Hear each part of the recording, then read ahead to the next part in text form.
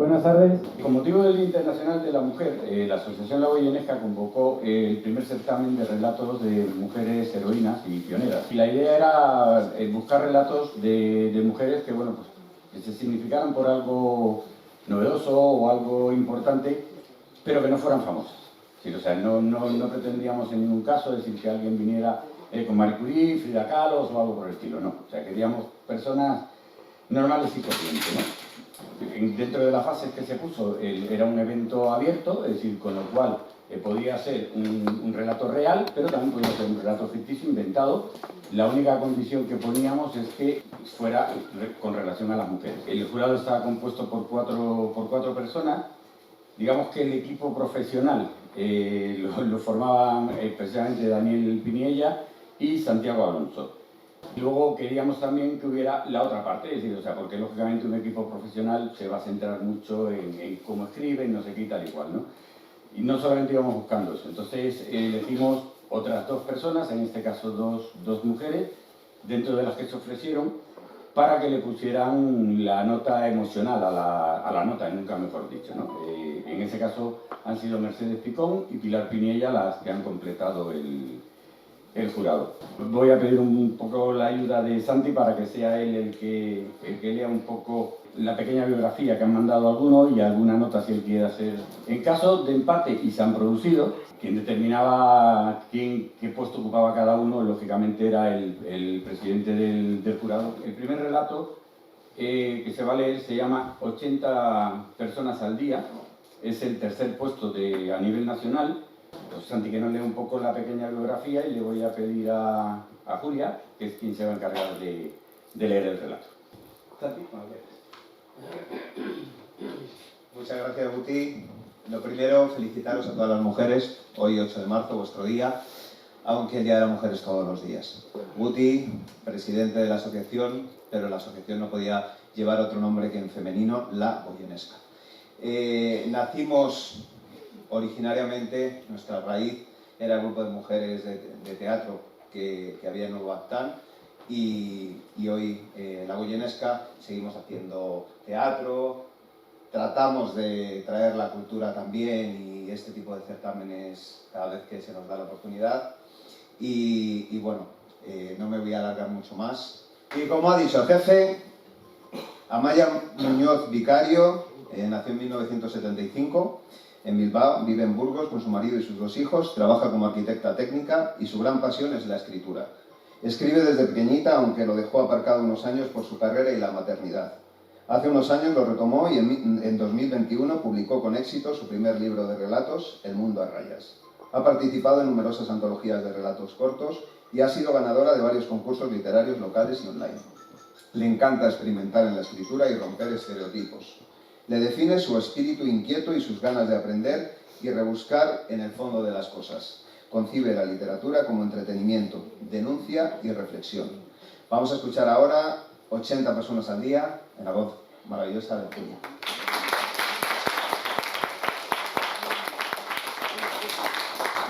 «80 personas al día. ¿En qué hora lo decidiste? ¿Dónde está la salida para largarte pitando de allí? En la sala de espera, varias sillas te invitan a sentar frente a una mesa con un taco de cuestionarios de papel y un boli. Cuando has llegado, un chico ocupaba otra silla y estaba rellenando uno de los formularios. Ahora termina y mira y te mira con una sonrisa. ¿Es tu primera vez? Sí. La palabra sale pastosa de tu boca. Miras hacia atrás buscando el camino a la calle. Tranquila, verás cómo todo sale bien. Se levanta y te deja sola. Tras unos segundos de indecisión, te quitas el abrigo y el bolso y lo dejas en el perchero del rincón. Te sientas en la silla del chico, notas el calorcito y echas un vistazo a la decoración. Un cartel te trae a la memoria la visita que hiciste a Marisa en el hospital. Odias esos sitios, pero saliste corriendo en cuanto te enteraste. Tu amiga había sufrido un accidente y estaba muy grave. Vuelve a tu nariz el olor aséptico, con el recuerdo de aquella habitación donde escuchaste al médico decir que se había salvado por la rapidez en llegar la ambulancia y por las transfusiones de sangre que había recibido. Así que aquí estás. deseando pirarte y, sin embargo, permaneciendo. Coges el boli y rellenas el cuestionario. ¿Estás bien de salud? ¿Has sufrido hepatitis? Parecen preguntas sencillas, pero tu mente se resiste a contestarlas todas. Dudas en algunas, porque en realidad dudas de ti. Hay algo que odias aún más que los hospitales, las agujas. Y encima has venido para que te pinche, expresamente, aposta, sin necesidad. No es porque te encuentres mal o te marees, estás sanísima. Y estarías mejor todavía en el bar de Frank, tomando algo con tus colegas que... ¿Qué hora es? Justo se estarán reuniendo ahora allí. Si te vas todavía llegas a tiempo, pero no, te mantienes. Completas el cuestionario, te levantas y pasas a la sala del médico, quien te toma los datos, el pulso, la tensión. ¿Cómo se encuentra? Es una pregunta rutinaria, mientras anota los valores en el papel. Muy nerviosa. Él deja lo que estaba haciendo y te mira con seriedad. 80 personas al día se salvan de la muerte por esto que vas a hacer. ¿Has pensado que quizás eres una heroína? No, no lo has pensado nunca, ni siquiera quieres hacerlo. Pero sabes que debes, que es necesario, a pesar de que no soportas las agujas, ni la sangre ni los hospitales. Porque el recuerdo de tu amiga te lo suplica a gritos. Porque Marisa logró recuperarse y ha vuelto a la vida. Por esas 80 personas al día que no conoces. No quieres ser una heroína, no. Pero cuando al fin sales a la calle tras la donación, piensas todo lo que se puede ayudar, se puede hacer con tan solo 450 mililitros de sangre. Tan sencillo y tan inmenso. Y que no conoces a ninguna superheroína capaz de salvar 80 vidas al día.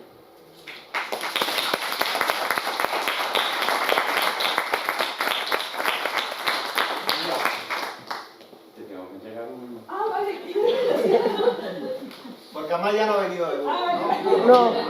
Amaya no ha venido de Burgos, entonces su diploma correspondiente, el regalito, vamos a mostrarlo, mostramos el primero, lógicamente, luego ya todos contienen exactamente lo mismo. Es una pluma, lógicamente.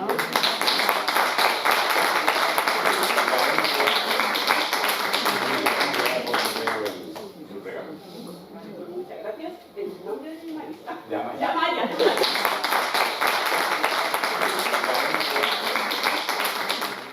El relato que vamos a leer ahora, la autora es María Balbina López Caballero, es de un sitio muy teatral, Fontevejuna, de Córdoba, y bueno, pues este relato lo va a leer Lola. Y bueno, pues Santi, que haga un resumen. María Balbina es... realmente no sabíamos de quién era cada uno de los relatos hasta hoy, que nos lo ha pasado ahora Guti Laplica.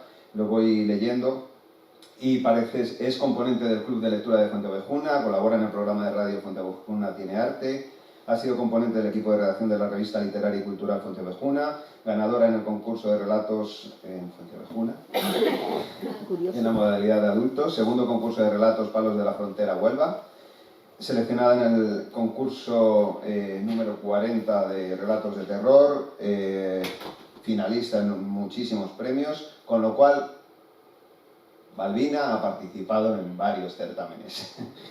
Y tiene editado su relato en El Divino San Valentín, editado otro de sus relatos El Día de la Mujer, Antologías Divinas Lectoras, y seleccionada para formar parte de la segunda antología de relatos románticos de Ediciones Embrujo. Y sin más, os dejo que escuchéis su relato, a ver qué os parece, en voz de Lola.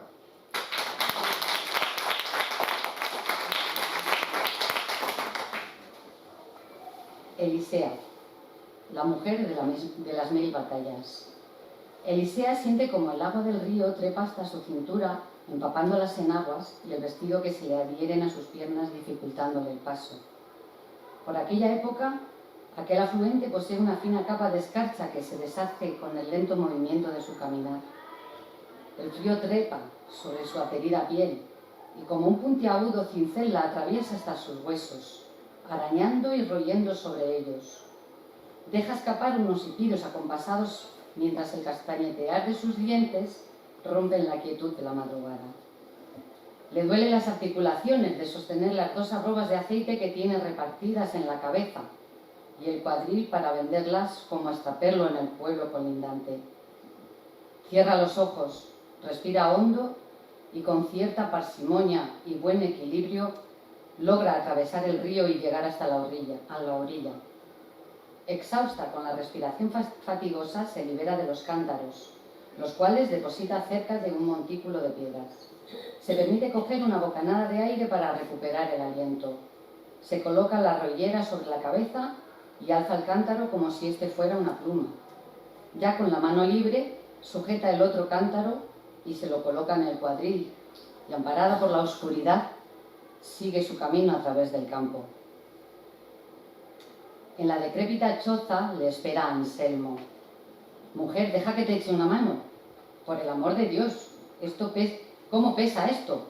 ¿Cómo puede usted cargar con tanto?», dice Anselmo. «Ya ve, una madre hace lo que sea para sacar a sus hijos adelante».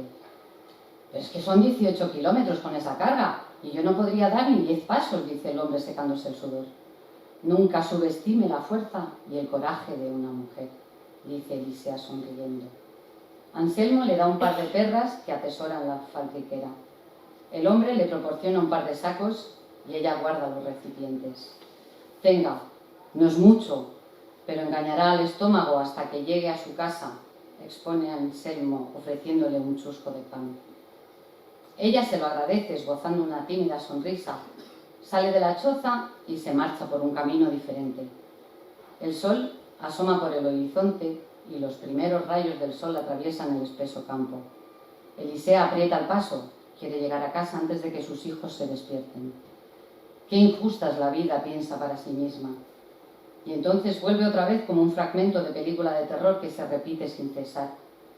Aquella maldita vivencia, la que la dejó rota, vacía por completo. En tiempos mejores, ella se encontraba feliz junto a su marido y a sus 4 hijos en su modesta choza, cuando de repente el ruido de unas fuertes pisadas los alertaron. Su esposo salió al exterior encontrando así la muerte a manos de un guardia civil que le disparó a bocajarro. Tras el ruido ensordecedor de aquella entonación, salió con su pequeña en brazos a la calle y, horrorizada, se encontró a su marido tendido en el suelo en medio de un charco de sangre. Apretó el cuerpecillo de su pequeña sobre su pecho y cerró los ojos mientras las lágrimas se ocultaban en los pliegues del babero de la chiquilla, a la vez que sentían las manitas de sus otros hijos agarrarse fuertemente a sus anchas caderas. Sola y con 4 chiquillos, no le quedaba otra que tirar para adelante y salir como sea.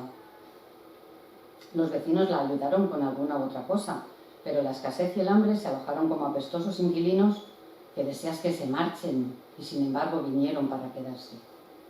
El tibio sol seca despacio sus ropas que aún gotean como un suave perfume sobre las diminutas flores del campo. Ya se ven las primeras casas encaladas del pueblo. Elisea transita por las angostas calles. Las campanas de la iglesia anuncian las 9 cuando Elisea llega a la puerta de su casa. Allí la esperan a Ciclo y Ana. «Buenos días, Elisea. Queríamos hablar con usted», dice la mujer frotándose las manos en señal de nerviosismo. «Ustedes dirán». «Esto es para sus niños», dice entregándole una botella de leche recién ordeñada. «Muchas gracias». Ana sujeta las manos entumecidas de Elisea y la mira a los ojos. «Verá, como usted bien sabe, Dios me ha arrebatado la dicha de ser madre y habíamos pensado, usted tiene 4 chiquillos y está sola, es una carga muy grande. Nosotros le hemos tomado mucho cariño a su pequeña. Si accediera a dárnosla, le prometemos que la cuidaríamos bien y le daríamos una carrera». Elisea deja de prestar atención a las palabras de aquella mujer desesperada. Jamás se le ha pasado por la cabeza desprenderse de ninguno de sus niños. «Lo siento, me van a perdonar, pero rechazo su propuesta. Para mí es impensable, un sacrilegio. Y ahora, si me disculpan, mis pequeños me esperan», dice abriendo la puerta y cerrándola tras de sí. El abrazo de sus hijos la reconforta y le hacen olvidar sus huesos doloridos y sus manos encallecidas. Cae la noche y con ella el silencio. Elisea está sentada en su silla de Enea remendando su desgastado vestido. De vez en cuando cabecea, se levanta, prepara sus cántaros de aceituna y sale a la calle bajo la cetrina luz de la farola. Camina despacio por las empedradas y solitarias calles. Es una noche muy fría. Elisea se ata el pañuelo atezado a su cabeza mientras contempla la cruz que se alza en el campanario de la iglesia. En silencio le pide a su Dios que no la abandone, que le dé fuerzas. Se santigua y atraviesa el espeso campo hasta las orillas del río. Cierra el puño con firmeza y lo eleva al cielo. Juro que mientras yo tenga salud y pueda, mis hijos no pasarán hambre. Dice al tiempo que el agua gélida vuelve a trepar por su cintura y el frío atraviesa su piel como un cincel.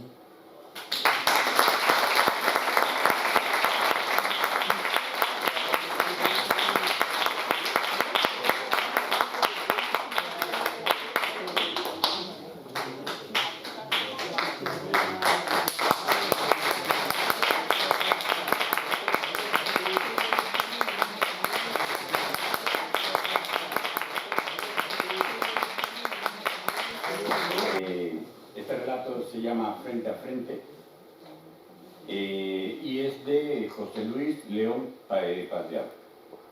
En este caso viene de Granada y bueno, Santi que nos hará la introducción y será él el encargado de leer el relato, así, con lo cual no se moverá de la trilla.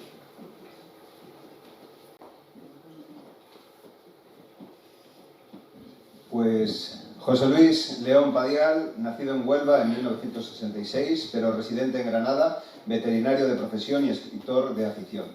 Con 2 libros publicados, 6 números rojos y Petro y los perdedores de la vida, ambos con editorial SG.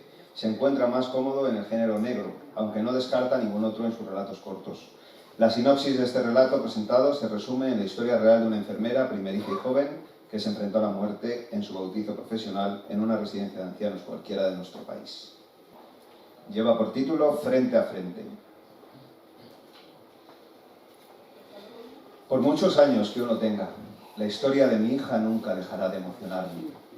14 de febrero de 2020, San Valentín. De madrugada, partían 2 coches desde Granada cruzando la península hasta el norte de Castilla, cargados de maletas y de la enorme ilusión que Silvia, una joven enfermera de 24 años y recién terminada, llevaba por ejercer al fin su profesión. Atrás quedaron las dudas de ninguna llamada y empleos precarios para no ser una carga para sus padres. La tristeza de esos meses había tornado en euforia y nervios por ese puesto de enfermera en una residencia de mayores. Son 80 ancianos, una médico, 2 compañeros enfermeros más, numerosos personal entre auxiliares, mantenimiento, cocina y administración, y un edificio moderno y espacioso, contaba entusiasmada, celebrando su suerte. Se instaló en un pueblo cercano a su trabajo, con el campo como vecino y la tranquilidad como compañera. Nos vemos en Madrid en unas semanas. Fue nuestra despedida cuando el domingo 16 separamos nuestros caminos. Ese lunes siguiente comenzó su labor en el centro de mayores, en donde todo eran buenas noticias. Se entendía con los residentes, formaba parte de un equipo joven y trabajador en el que todos parecían derrochar la misma ilusión por atender a quienes habían decidido pasar allí sus últimos años, y su vida particular era relajada acompañada de sus mascotas. Enseguida, a principios del mes de marzo, comenzó a palpar de cerca los efectos de lo que todo el mundo acabaría por llamar la pandemia. Los medios de comunicación iniciaban la campaña de información sobre los casos que colapsaban al país, en igual medida que ella veía día a día en su trabajo esa expansión. Muchos ancianos comenzaron a sufrir síntomas, mientras que compañeros de Silvia iban contagiándose de ese algo desconocido que angustiaba al mundo. Ella continuaba, sin faltar en sus horarios, con la firme decisión de su apoyo a sus abuelos, segura de sí misma, pero llena de dudas sobre lo que les estaba rodeando. En breves días enfermaron la totalidad de las personas que allí residían, así como varios de los trabajadores del centro. La plantilla se reducía proporcionalmente al aumento del trabajo luchando contra un enemigo desconocido. Lo peor llegó cuando dieron positivos de manera consecutiva sus 2 colegas enfermeros. Tenían que guardar cuarentenas largas obligatorias que se prolongaron por los eternos positivos que daban en sus controles de seguimiento, al contrario que ella, que siempre dio afortunadamente negativo. Además, la médico tan solo acudía al centro una vez en semana a pasar consulta. Ante la imposibilidad de encontrar en aquellos tiempos sustitutos que la ayudasen, Silvia tuvo que enfrentarse sola durante 45 días seguidos a la tarea de asistir en sus necesidades sanitarias a la totalidad de residentes, solicitando en los casos más graves ayuda al sistema público de salud que en demasiadas ocasiones poco podían aportar o desconocía cómo y cuándo solucionar los casos iniciales del terrible coronavirus. En esa situación extrema, su cabeza funcionaba perfectamente, concentrada y convencida como estaba de lo necesario que era que su labor no parase por el bien de aquellas personas. Cada mañana antes de las 6 se levantaba y conversaba por teléfono o por WhatsApp con su padre, conmigo. Recuerdo aquellas noches eternas en que peleaba por romper las normas establecidas y lanzarme a la carretera para traer de nuevo a casa a mi hija, a su tierra, alejarla del peligro del que nadie sabíamos nada. Recuerdo su templanza, su discurso firme, su seguridad y control mental sobre la situación que le había correspondido vivir en su bautizo profesional. Lo recuerdo. Y aún hoy, 3 años después, se me saltan las lágrimas de orgullo de ella, aunque en aquellas noches las lágrimas eran de miedo. Silvia se enfrentó a la muerte frente a frente. La vio cerca, en los más de 30 ancianos que murieron mientras pasaron los primeros meses. La palpó recogiendo demasiados cadáveres que hasta hacía unos días bromeaban con ella en el salón de la residencia. La olió, por desgracia y vergüenza mundial, sin armas con las que luchar ni protegerse, enfundada en bolsas de basura. Saboreó el mal gusto de la parca por los más débiles, teniendo que ser en ocasiones la portadora de malas noticias a sus familias. Convivió con encierros generales de los inquilinos confinados en sus habitaciones sin más explicaciones.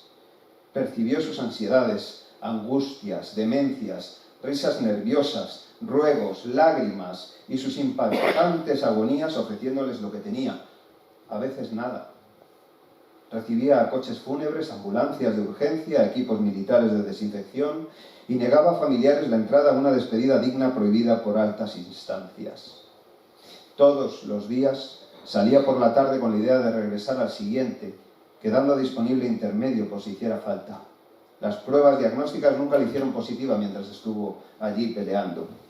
No fue hasta un día de julio de ese inolvidable 2022, 5 meses después de nuestra despedida, cuando, estando yo en mi trabajo, la vi entrar por sorpresa, en silencio, dirigiéndose tranquila hacia mí con la mascarilla puesta. Al reconocer sus ojos, nos dimos uno de los abrazos más emotivos que guardaré en mi memoria. Lloré de nuevo, pero ahí fue cuando las lágrimas mudaron el miedo por la admiración, orgullo, por la satisfacción de ver la persona en que se ha convertido aquel bebé que vimos nacer entre paños verdes de quirófano. Fueron 5 meses muy duros para todos, Silvia incluida, pues yo creo que en la dedicación que ella echaba a su trabajo y su vocación anulaba cualquier temor que pudiera asaltarla.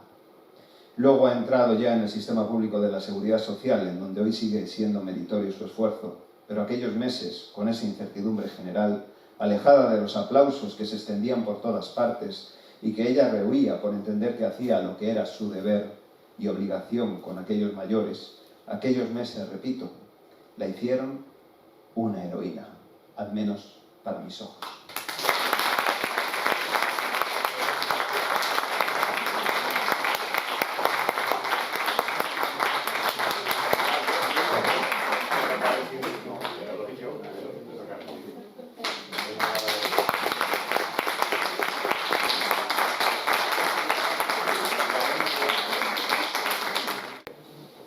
Y ahora vamos a pasar ya a la parte de...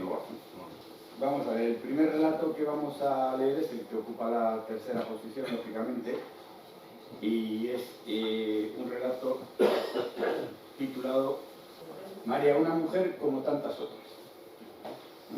Es un relato escrito por Amparo Díaz Puebla y efectivamente es de aquí de Eurobeat.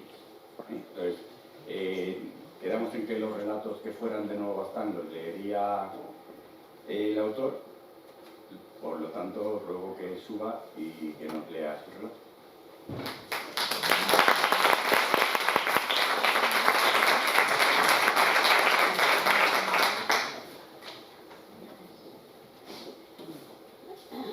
Buenas tardes. Gracias por... Acércate al micrófono. Gracias por el jurado que me ha elegido. Es la primera vez que yo escribo algo y además fue corriendo el último día y bueno, pues aquí es lo que he hecho. El título es María, una mujer como tantas otras. Este relato se lo dedico a mi abuela María, nacida en Ambite. Se vino a Nuevo Bastán, donde se casó con mi abuelo, que era natural de este pueblo, hasta que tuvieron su primer hijo, mi madre. Aquí, como todas las mujeres de ese tiempo, trabajaban en el campo y otras sirviendo al señorito para mantener su casa y sus hijos. Eran tiempos duros, muy duros, donde el trabajo y la escasez de muchas cosas era lo que primaba, pero eran felices, no había otra cosa. Mi abuela trabajaba donde el señorito para cuidar sus hijos y hacerles la colada. Bajaban al lavadero de la Almunia, ese día era fiesta, se juntaban con otras vecinas, charlaban de sus cosas como era natural. Cuando ya estaba lavada la ropa, la ponían al sol para que se secara encima de matorrales que allí había. Cuando ya estaba seca la colada, volvían al pueblo con sus cestos a la cintura. ¡Qué tiempos!, ¿verdad? Eran verdaderas heroínas que, no teniendo nada más que sus manos, no se quejaban. Era su vida atender al marido, sus hijos, su casa. Pero en la mente de muchas, como mi abuela, querían superarse para vivir mejor y dar otra vida a los suyos. Cuando se trabaja y tienes muy poco para llevarte a la boca, tus pensamientos te roen por dentro y te llevan a coger otro camino y probar fortuna en otro lado, como es llegar a la ciudad. Allí tampoco es que fuera fácil, pero había trabajo mejor remunerado y así poder vivir de otra manera que en el pueblo. Por esta razón, las familias dejaban su pueblo y llegaban a las ciudades a trabajar. Era un mundo desconocido porque no habían estado antes. Echaban de menos su pueblo, como era de esperar, pero al menos tenían que probar y ver si se hacían a la gran ciudad, si no sabían que tenían que volver al pueblo. Muchas mujeres aprendían el oficio de costureras, corte y confección. Seguían trabajando en sus casas haciendo las costuras que les enviaban tiendas de confección, como ocurría en casa. Otras servían en casa de los señoritos. Siempre la palabra trabajo sigue y sigue, porque en este mundo trabajar no es malo, al menos que puedas vivir de él. En este mundo que tenemos, las cosas han cambiado y los trabajos también. Antes no tenían nada más que sus manos y con su esfuerzo llegaban a donde fuera. Ahora la palabra esfuerzo parece que no se oye mucho. Creo que se debiera hablar más para que los jóvenes sepan que no te regalan nada, que tiene que ser con esfuerzo el conseguir lo que te propongas. Estas heroínas estarán siempre en nuestros corazones. Hemos aprendido mucho de ellas porque las hemos visto y gracias a ellas las mujeres de hoy vivimos en otra escala mejor. Nuestro mejor recuerdo para todas ellas.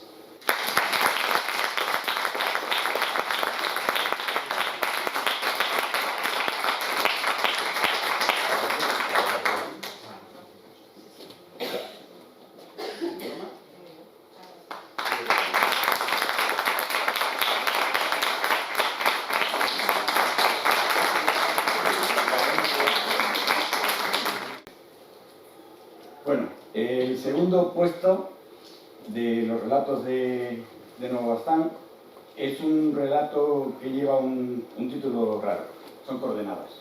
Su autora es Nieves Lidia Castillo Sollero.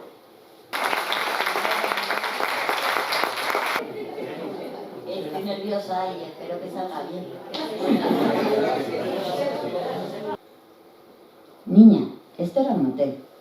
Aquella conversación comenzaba como tantas otras.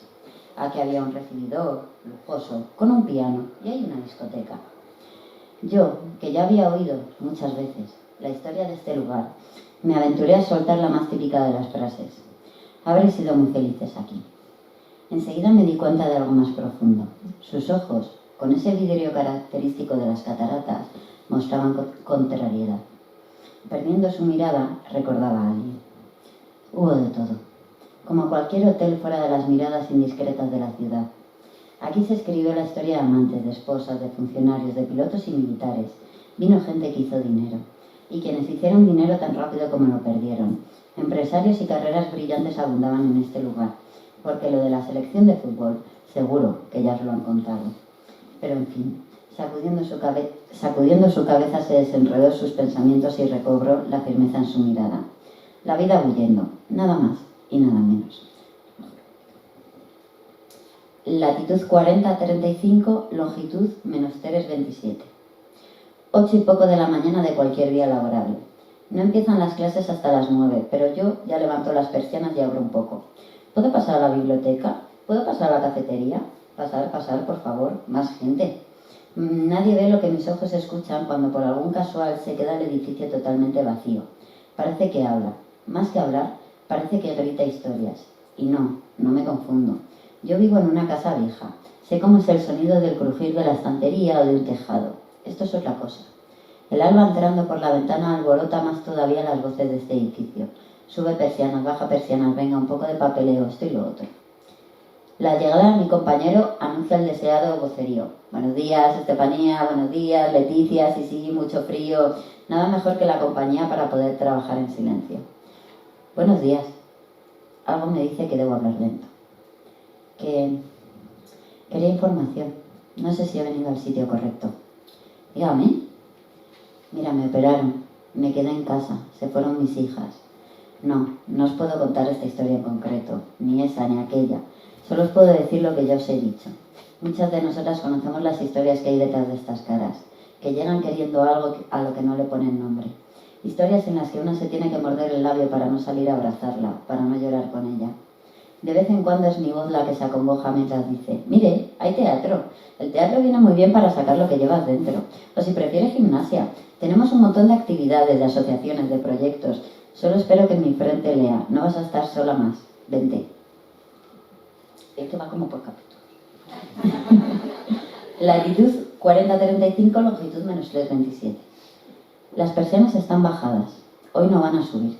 Son las 7 de la mañana y aunque fueran las 9, hoy es un día festivo. No sé qué clase de fuerza irrefrenable me ha traído aquí, pero tenía que ver amanecer desde fuera, como quien quiere acudir de público a su propia obra de teatro. Sentía que necesitaba estar aquí en absoluta soledad. Quería oír lo que me contaba el edificio sin desear que se callase el ruido. Me aburro, me siento imbécil, no sé cuántos cigarros me he fumado ya. Todo de repente interrumpido. Podría contar los mechones de canas de su pelo largo, agarrado en una trenza. Podría ver las caras de la luna en sus pendientes, que tintineaban creando un sonido que me era jodidamente familiar. Vi las arrugas en su piel y sus ojos grises, pequeñita, fina, cada detalle decorado con una elegancia que parecía de otro tiempo, de un tiempo de pianos y hoteles. Señora, ¿le ayuda en algo? No. ¿Te ayudo yo? No sabía qué responder a esa pregunta. Mis labios se movían como queriendo decir, no sé el qué. Pero no te quedes callada. ¿Qué busca, niña? Mi poca paciencia se colmató con esta pregunta. ¿Que dónde vive usted, señora? Resuelta toda yo a llevarla a su casa. No son horas para que estén las señoras vagando por la calle. Un suspiro, una comedida sonrisa, apretando tímidamente sus labios pintados. Otro suspiro. Vivo aquí. Yo deseaba que dijera cualquier calle y llevarla a su casa. Cualquier cosa menos aquel adverbio que me hizo entender qué coño hacía yo aquella gélida mañana. ¿Era ella aquellos ruidos que se oían de madrugada? ¿Estoy dormida o me estoy volviendo loca? Se ve que balbuceaba mientras recorría mentalmente mis pensamientos. Mira, como sé que no vas a hablar, ya te explico yo. Quedé encerrada en este hotel. Fui confidente de tantas, alcahueta, mediadora, terapeuta. Cambié mi libertad por ayudar a cada mujer que pasa por aquí. Y aquí sigo. A Leticia cada vez le va mejor el hombro. A Esther se le está curando la tartamudez. Y Sofía tiene tantas amigas como soñaba en la soledad de su casa. Yo ya ni pestañeaba, sabiendo la veracidad de aquellas historias que me contaba y que era imposible que nadie supiese. Nadie, salvo que realmente viviera aquí. Ve a la segunda planta, verás una trampilla. A primera hora puedes sentir una corriente que sube. Allí suben todos los miedos. Se tejen y se lavan. A última hora ve a la biblioteca. Detrás de la estantería de infantil hay otra trampilla. Allí los miedos se convierten en cuentos, de sueños, de ilusiones, de fortaleza. Tú obsérvalo. Y desde aquel día no pude más que vivir emplesada de esta magia, de tantas mujeres que vienen y a las que les veo el brillo en el pelo 2 semanas después. Sé que me habéis pedido un relato de una mujer en concreto, pero venían tantas a mi mente que no era capaz de elegir. Y por supuesto, este relato es ficticio. Eso es un lugar fantástico, con unos personajes inventados. Esta es la historia de ninguna, o de todas.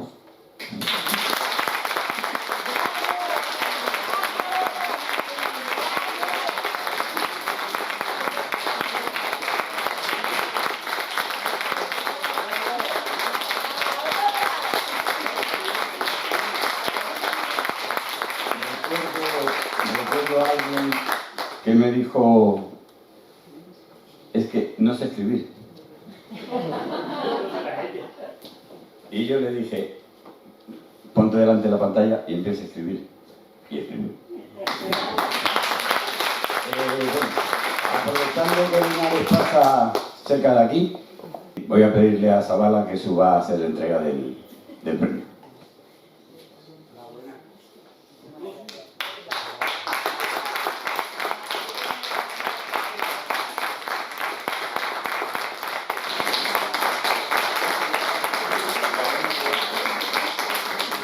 Bueno, queda la última. El primer premio. En este caso no tiene mucha pérdida. El relato, el que ha quedado en primer lugar de Nuevo Bastán, fue otro de los que incurrió en el empate. Hay poco más que decir, ya simplemente súbete aquí.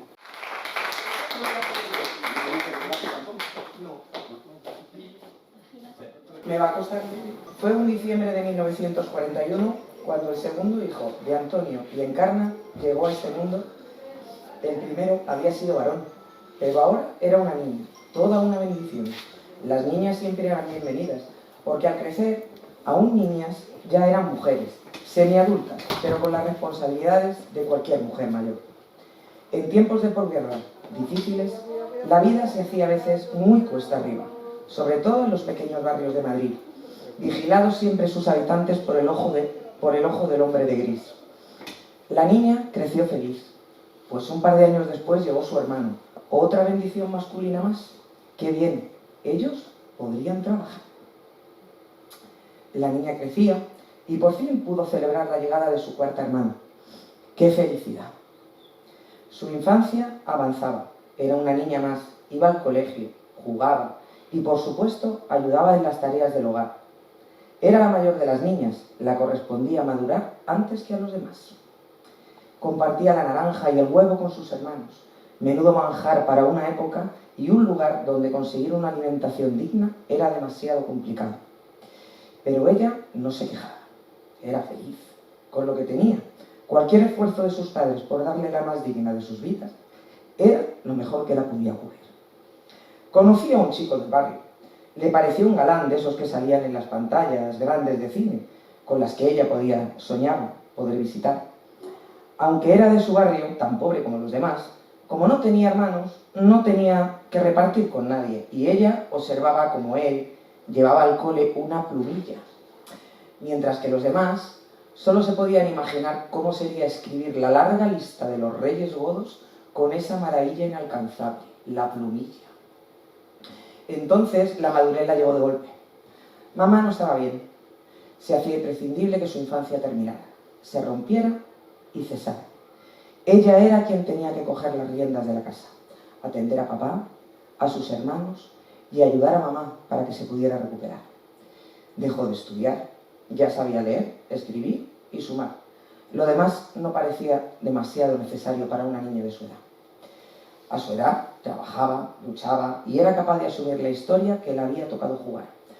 Entender a tan corta edad el papel que a las mujeres se les otorgaba fue lo que le tocó vivir, no había más.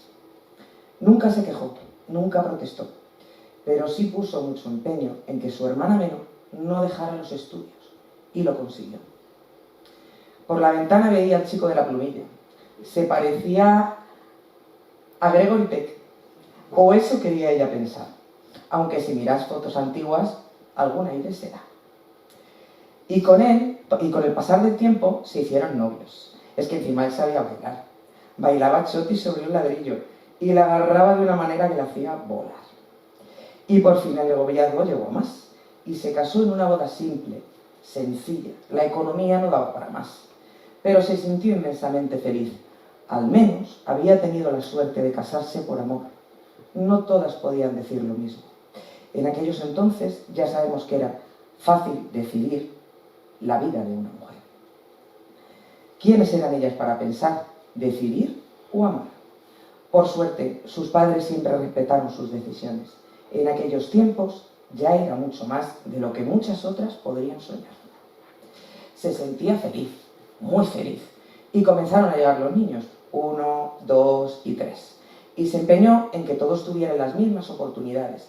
De los 3, 2 eran niñas, y no podía ser que perdiera las oportunidades que ella no pudo tener. Y se empeñó, y bueno, los hijos ya se sabe. Al final, hacen lo que quieren hacer.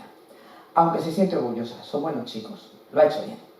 Y sobre todo, les ha enseñado a creer en la bondad, a creer que hay cosas que importan por encima de las demás, a creer que hay gente buena y a que la familia es lo más grande que se tiene, y sobre todo a respetar a todos por igual, hombres o mujeres, creyentes o ateos, blancos, negros, respetar y hacer entender a sus hijos que todos somos iguales.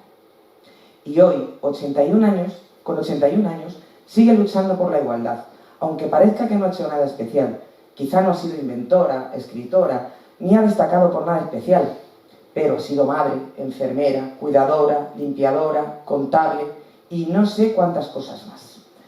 A decir verdad, tengo que decir que quizá lo que le enseñaron sus papás le ayudó a encontrar a un hombre que la supo amar, respetar y acompañar, y que hoy en día sigue a su lado, para acompañarla mientras devora los libros que no pudo leer cuando le robaron la infancia.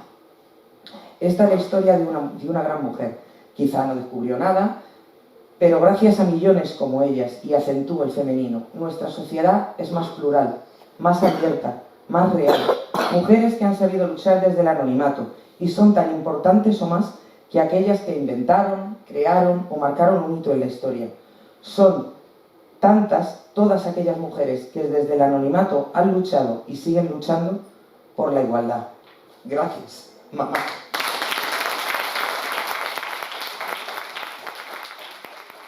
Seguimos aprovechando que el profesor pasa por Valladolid y ya que ella es la primera, creo que debe ser la primera ciudadana de Nuevo Bastán la que le entregue el premio. Por favor, Gemma.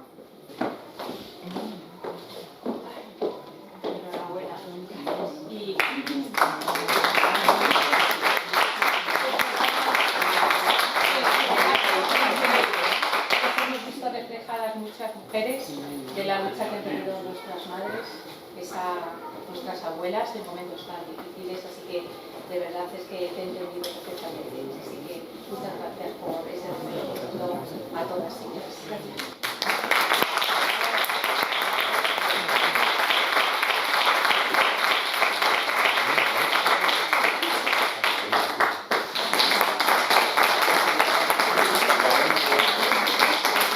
Bueno, ya solo nos resta daros las gracias por la asistencia y como ha sido alta, os podemos prometer que el año que viene volvemos con otro certamen de relatos, no sé de qué, pero A lo mejor de terror. Muchísimas gracias por venir.